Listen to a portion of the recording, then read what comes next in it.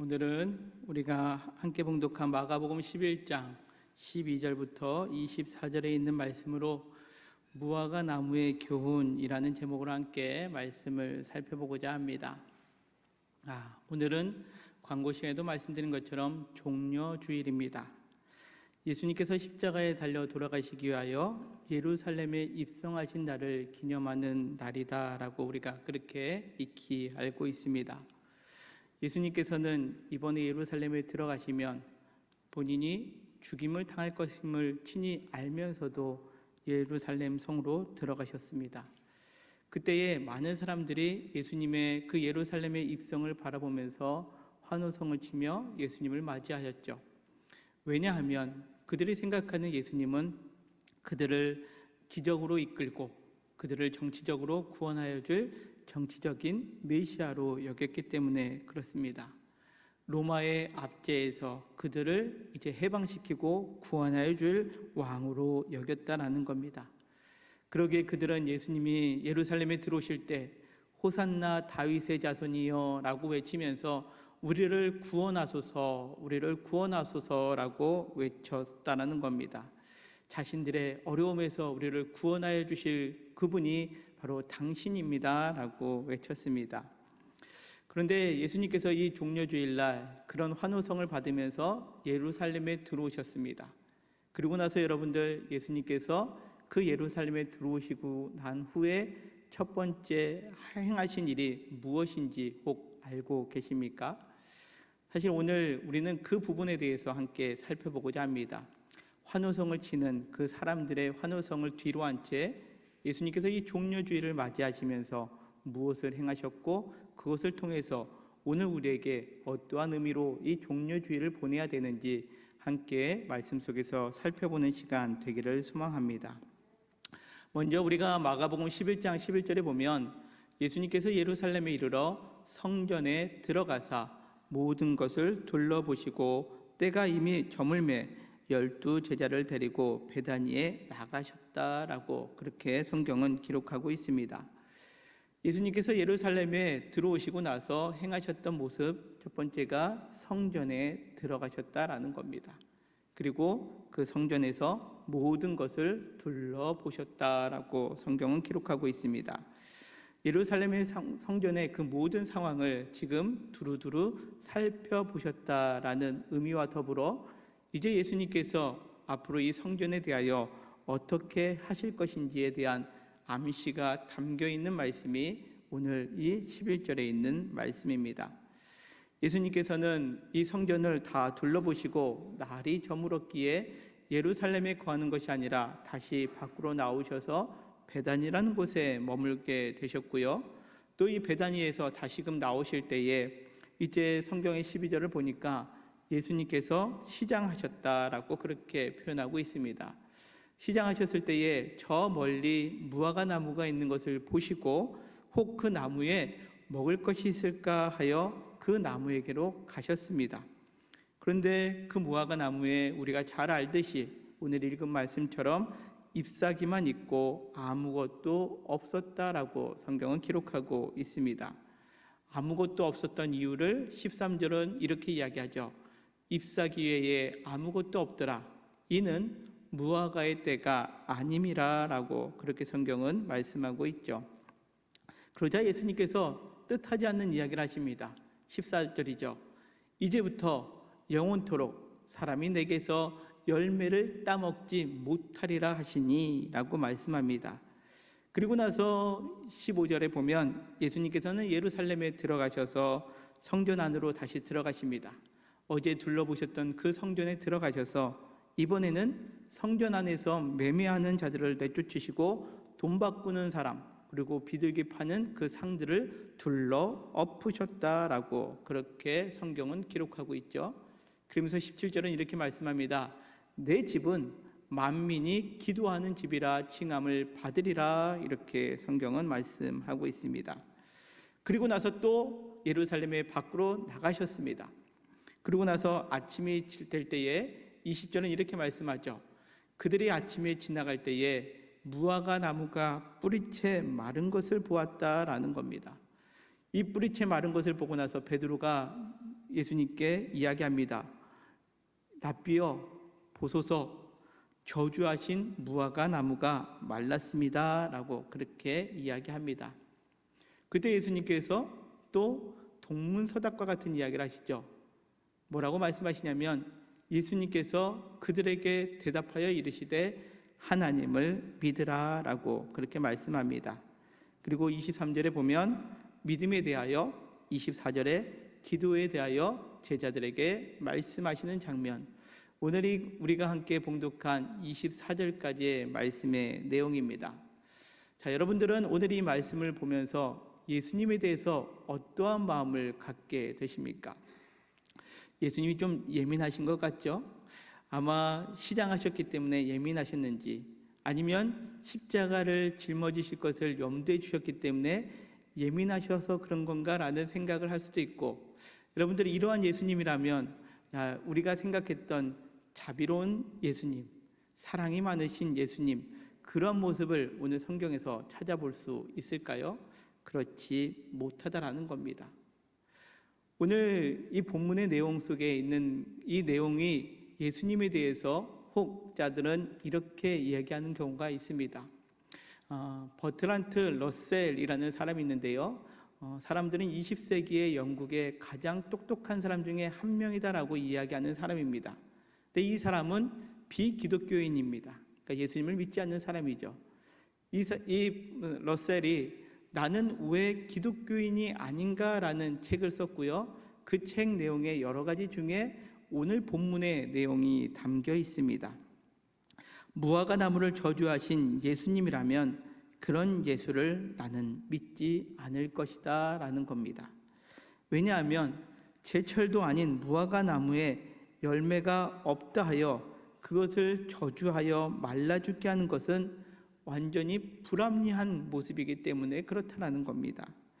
여러분들, 그래서 오늘 성경 본문 그대로 보게 되면 어떠한 마음이 들 수 있습니까?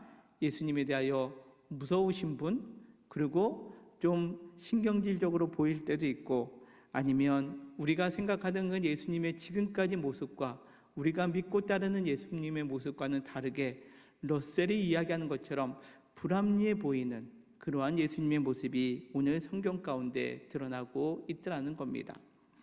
하지만 오늘 이 성경 본문을 문자 그대로 우리가 살펴보게 되면 러셀이 이야기한 것처럼 예수님은 불합리하신 분이시고 때로는 신경질적으로 보여지는 부분들이 있습니다. 그러나 오늘 우리가 이 성경 속에서 문자 그대로 보는 것이 아니라 예수님의 마음을 헤아리는 마음으로, 그리고 예수님께서 우리에게 무엇을 원하시는가에 대해서 우리가 말씀을 깨달으며 살펴볼 때에 이곳에서 우리가 종료주의를 어떻게 보내야 되는지 그 의미를 되새겨 볼 수 있을 거라 여겨집니다.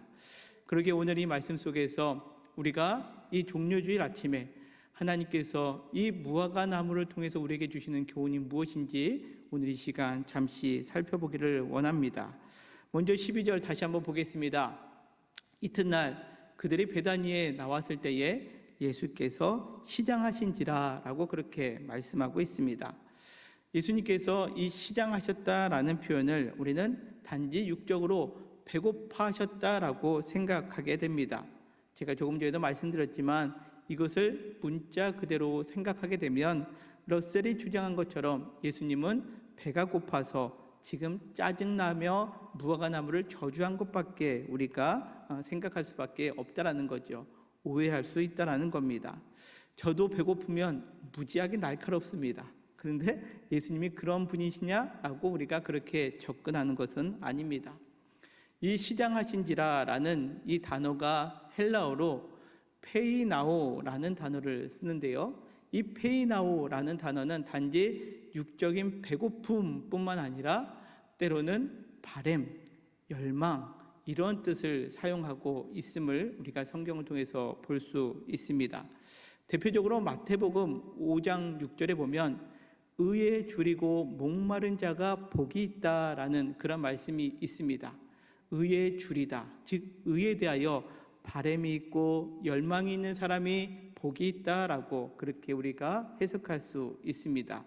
의에 대해서 배고픔, 육신의 배고픔만을 이야기하는 것이 아니다라는 거죠. 우리가 영어에서도 이런 이야기를 쓰는 경우가 있습니다. 대표적으로 우리가 잘 아는 2002년 월드컵 당시 히딩크가 이런 명언을 했죠.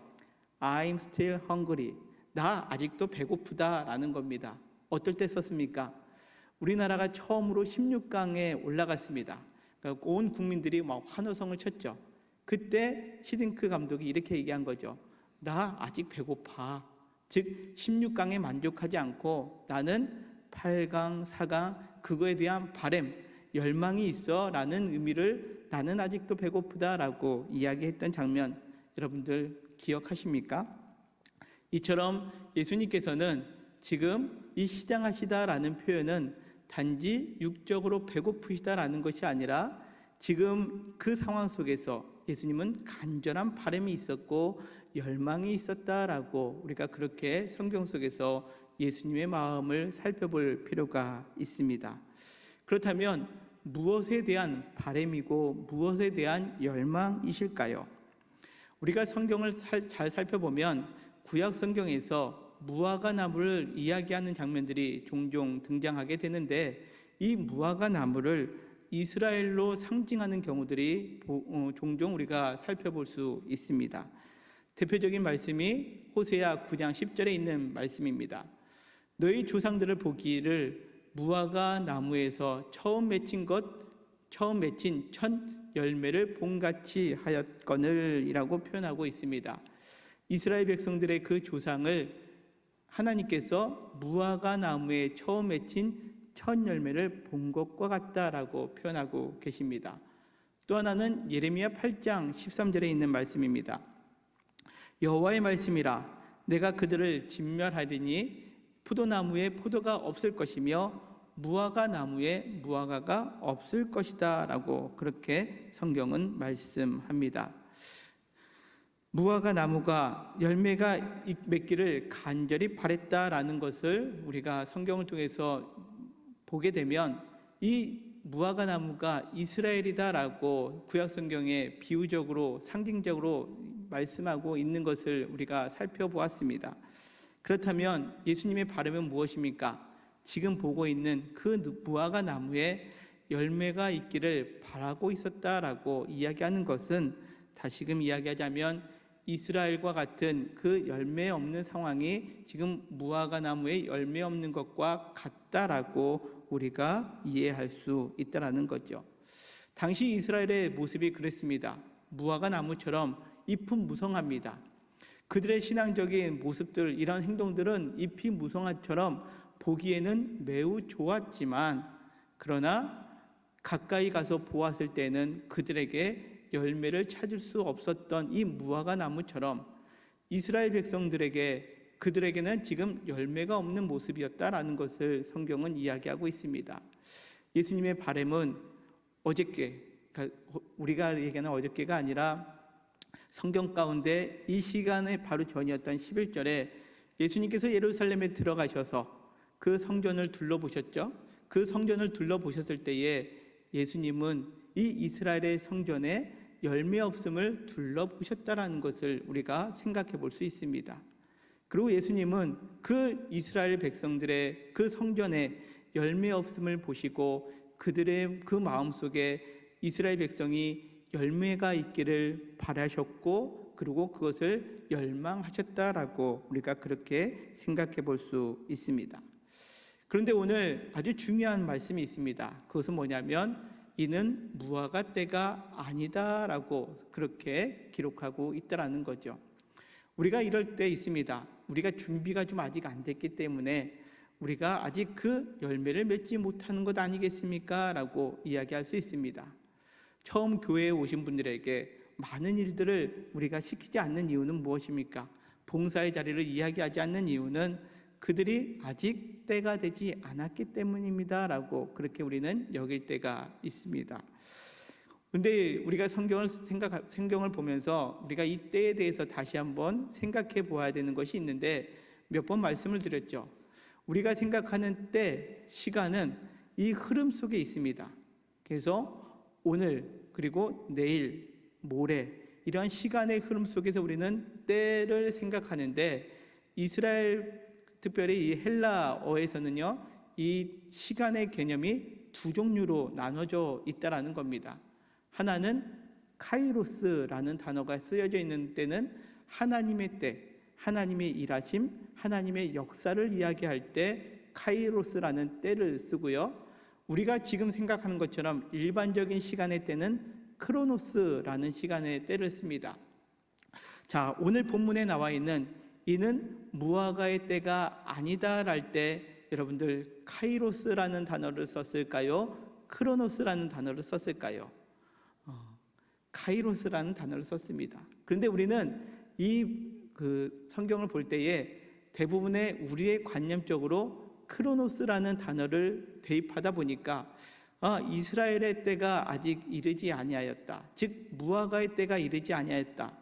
그것을 좀 참고 기다리셨으면 그 무르익어서 시간이 지나면 지날수록 크로노스가 될 때에 그들에게 열매를 맺을 터인데 왜 예수님은 이 무화과 나무를 저주하셨지? 라고 우리가 생각할 수 있다는 겁니다.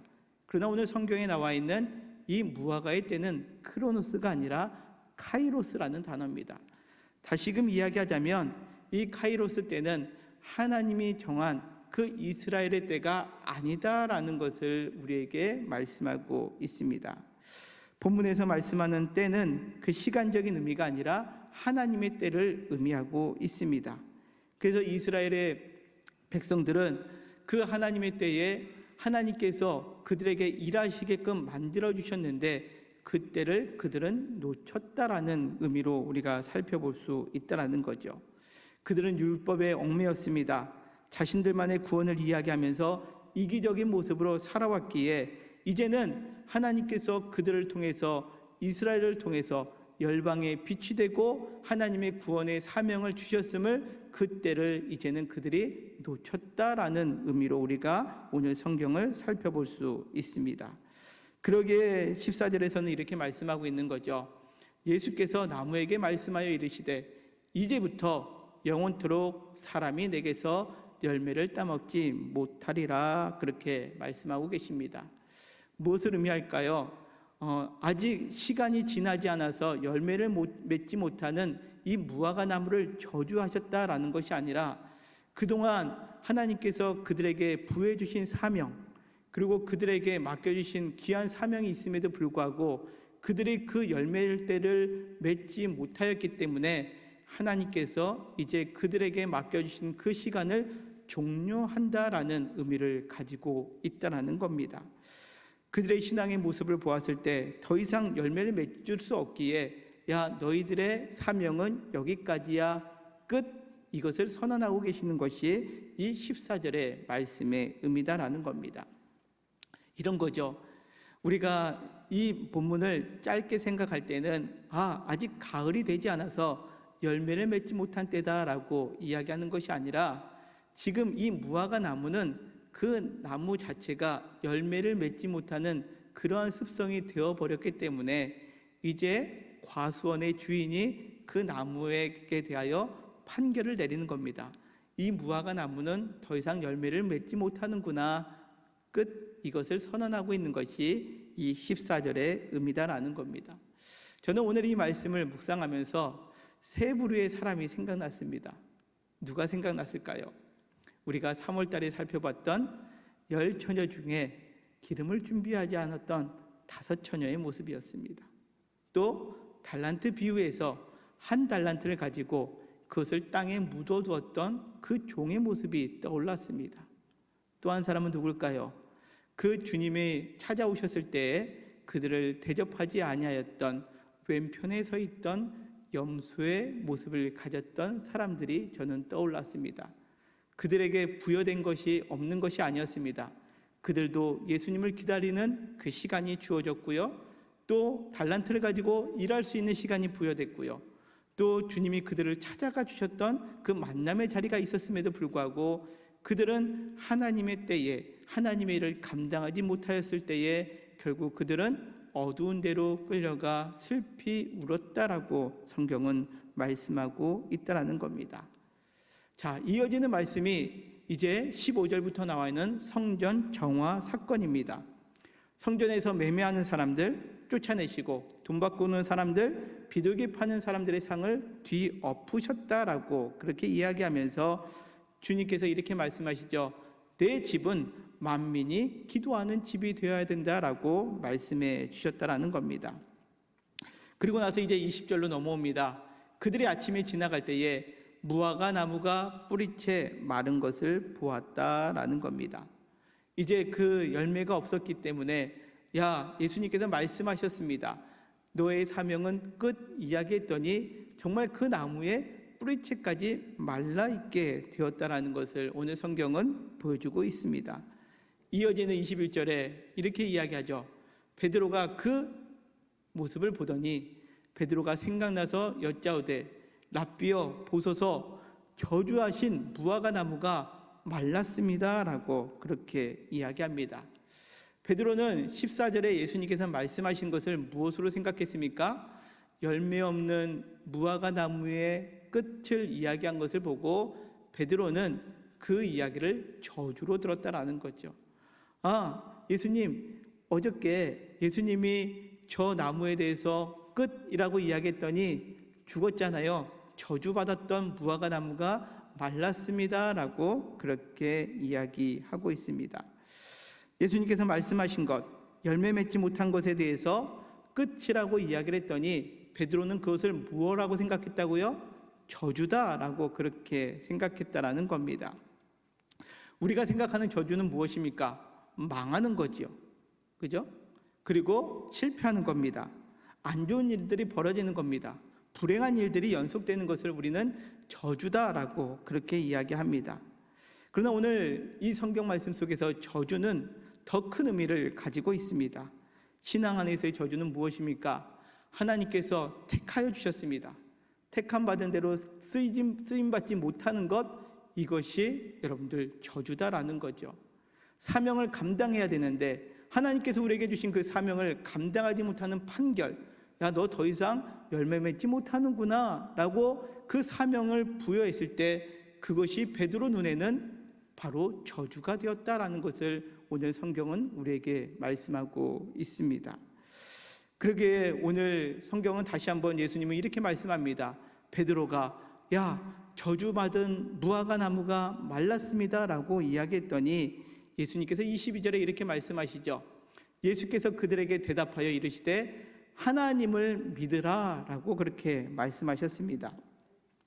오늘 말씀이 단지 무화과 열매 없이 저주하신 것으로 본다면 오늘 22절의 예수님의 말씀은 동문서답입니다. 말 그대로. 그렇지 않습니까? 저주하신 무화과 나무가 말랐는데요 라고 했다면 예수님이 이렇게 얘기했었어야죠. 너희들도 정신 똑바로 차려. 그렇게 얘기하셔야 되는 것 아니겠습니까? 그런데 너희들도 조심해 라고 이야기하는 것이 아니라 오히려 제자들을 향하여 하나님을 믿으라 라고 선포하고 계시다라는 사실입니다. 이것이 새로운 신앙의 모습입니다. 하나님을 믿으라. 이스라엘 백성들은 그동안 자신들이 무언가 이룰 때에 하나님께서 영광 받아주신다라고 여겼습니다.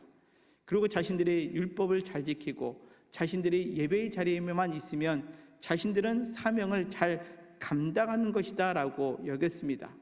그러나 예수님이 보셨을 때에는 그렇게 행하고 있는 것들을 보았을 때에 잎사귀는 무성하지만 그들에게 열매가 없는 그 모습을 보시고 예수님은 이스라엘에게 종교를 선언하셨던 것을 우리는 기억해야 된다는 겁니다. 그러면서 예수님의 말씀은 뭐라고요? 새로운 신앙은 열심히 율법을 지키고 행하는 것이 아니라 무엇이라고요? 하나님을 믿는 것이다 라고 다시금 우리에게 말씀하고 계십니다. 그 하나님의 믿는 것은 무엇이라고요? 23절부터 말씀합니다. 내가 진실로 너희에게 이르노니 누구든지 이 산들어 들리어 바다에 던지리라 하며 그 말하는 것이 다 이루어질 줄 믿고 마음에 의심하지 아니하면 그대로 되리라. 그러므로 내가 너희에게 말하노니 무엇이든지 기도하고 구하는 것을 받은 줄로 믿으라. 그리하면 너희에게 그대로 되리라 라고 그렇게 말씀합니다. 믿음이란 무엇이냐? 말하는 겁니다. 우리가 선포하는 겁니다. 기도하는 겁니다. 그리고 의심하지 않고 믿으면 하나님께서는 그것을 하나님을 믿는다라고 우리에게 말씀하고 계시다라는 사실입니다. 우리는 종료주의를 보내고 있습니다. 예수님의 예루살렘 입성을 기념하는 날입니다. 우리가 혹 지금 예수님의 예루살렘의 입성을 바라보면서 이스라엘 백성들처럼, 예루살렘에 있는 사람들처럼 호산나 다윗의 자손으로 오시는 이여 가장 높은 곳에 호산나라고 외치는 것에 우리가 할 일을 다 했다라고 혹시 여기고 있지는 않습니까?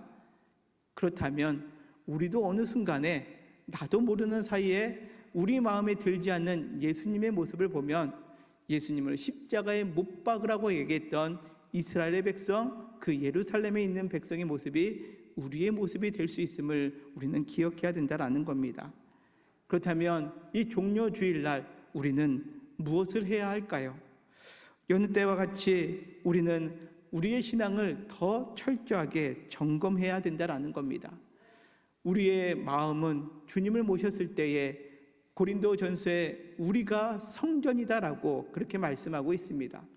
주님은 이 종료주일을 통해서 우리 안에 지금 예수님께서 종료주일을 예루살렘에 입성하신 후에 성전을 둘러보셨던 것처럼 지금 우리의 심령을 둘러보고 계심을 우리가 깨달아야 된다는 거죠. 여러분들의 심령 안에 지금 주님께서 둘러보신다면 여러분들의 마음속에는 무엇이 있겠습니까? 여러분들의 마음속에 하나님을 믿는 믿음을 갖고 계십니까? 아니면 여전히 우리의 마음속에 내가 무엇을 얻어야 되지? 내가 무엇을 가져야 되지? 내가 이곳에서 내가 어떠한 것을 행해야지 내 만족함을 누리고 있지? 라는 그 마음이 있다면 우리는 잎사귀는 풍성하지만 열매 없는 이스라엘의 모습, 그리고 이 무화과의 모습이 우리의 모습이 될 수 있음을 오늘 성경은 말씀하고 있다는 겁니다. 우리에게 지금 필요한 것은 무엇입니까? 지금 주님께서 이 종료주일에 우리의 마음을 둘러보셨을 때에 우리가 하나님을 온전히 믿고 우리가 기도하고 있는지, 그리고 나에게 맡겨주신 그 사명이 종결되지 않도록 우리가 그 사명을 잘 감당하기 위하여 오늘도 우리가 하나님을 믿고 믿음으로 기도하며 구하고 있는지 오늘 우리 스스로를 점검해보며 이 종료주일에 내가 뿌리채 말라버리는 무화과 나무가 아니라 다시 나를 소생케 주시는 그 하나님을 온전히 믿음으로 말미암아 우리가 이 종료주일에 참된 부활의 생명 되시는 그 주님을 더 열망하며 바라며 이 종료주일과 고난주간을 보낼 수 있는 저와 우리 모두가 되시기를 간절히 소망합니다. 오늘 성경 말씀합니다. 누구든지 구하면 받은 줄로 믿어라 라고 주님은 말씀하고 있습니다. 믿음은 무엇과 연결되고 있습니까? 오늘 성경은 24절에 기도와 우리의 삶과 믿음과 연결시키고 있습니다. 우리는 내일부터 고난주간 특별 새벽 기도를 시작합니다. 의뢰하는 기도회로 여기지 않았으면 좋겠습니다. 오늘 말씀을 기억하며 여러분들 내 마음에 하나님을 전적으로 믿는 믿음으로 기도하는 이 한 주간의 기도의 자리가 되기를 간절히 소망합니다. 이 기도의 자리를 통해서 내 마음속에 혹 여전히 나만을 위해 있었던 그 잎사귀만 풍성한 그런 열매 없는 신앙의 모습이 내 안에 있음을 다시 한번 발견하시고 주님을 온전히 믿음으로 인하여 나에게 주신 사명을 나에게 부여하시는 그 하나님의 바람이 내 안에 온전하게 이루어질 수 있도록 우리도 함께 기도하며 나아가는 우리 영통교회 모든 성도님들 되시기를 주님의 이름으로 간절히 축원합니다. 이번 한 주간 우리가 십자가의 길을 우리가 묵상하면서 주님 앞에 기도하려 합니다. 우리 사랑하는 모든 성도님들 이 기도에 동참하셔서 단지 고난주간의 기도회 한 주간의 기도회가 아니라 다시금 우리가 뿌리채 말라버릴 수밖에 없었던 무화과 나무가 아니라 주님의 생명 안에서 다시금 소생케 되고 주님의 바람처럼 우리가 온전히 끝까지 사명을 감당하는 우리 영통교회 모든 성도님들 되시기를 주님의 이름으로 간절히 축원합니다. 이 시간 우리 함께 다 같이 일어나셔서